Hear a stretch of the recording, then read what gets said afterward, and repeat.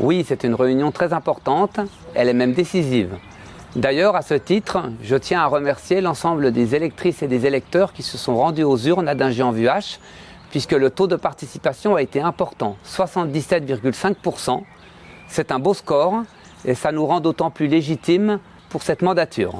Alors une élection qui s'est très bien passée en présence de l'opposition naturellement. Oui, l'opposition qui a été constructive, d'ailleurs je les en remercie et puis ça présage d'une belle construction pour l'avenir de l'ensemble de nos projets pour Dingy-en-Vuache. J'ai la volonté avec mon équipe d'intégrer la minorité dans l'ensemble de nos projets, puisqu'une minorité dans un conseil municipal, c'est une force si on sait intégrer les gens qui arrivent avec leur savoir et leurs propositions.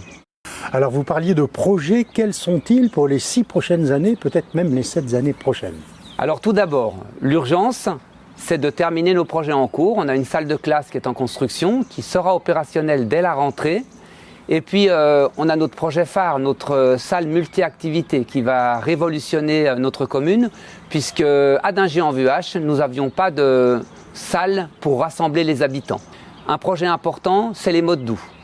On a pour ambition de poursuivre la voie verte qui relie le collège du Vuache à la commune de Vulbens jusqu'au cœur de Dingy-en-Vuache et puis côté Blou, de traverser l'autoroute avec une passerelle pour donner à l'ensemble des habitants de Dingy le même service.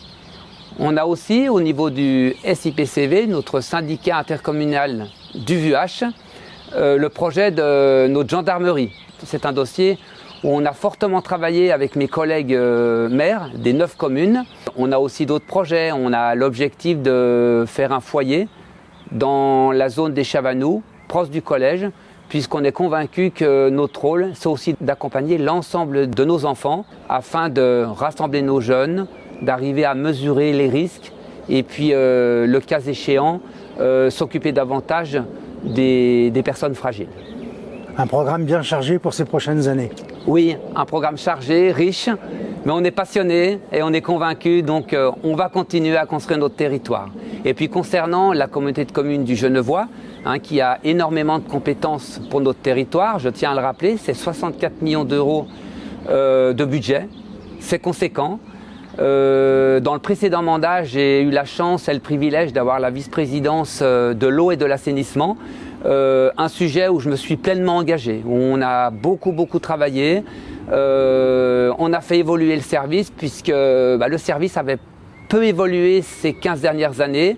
Il n'avait pas évolué au rythme de l'évolution de la population. On a travaillé énormément sur la future construction de la steppe de Nédan, l'agrandissement de celle du Vuache. Et puis on a aussi le sujet de notre usine de potabilité, puisque vous le savez, aujourd'hui c'est d'actualité. Il y a énormément de soucis de pollution sur les eaux. Et on se doit en fait de garantir une eau conforme à notre population. Donc prochainement, il y aura l'élection du président et du vice-président.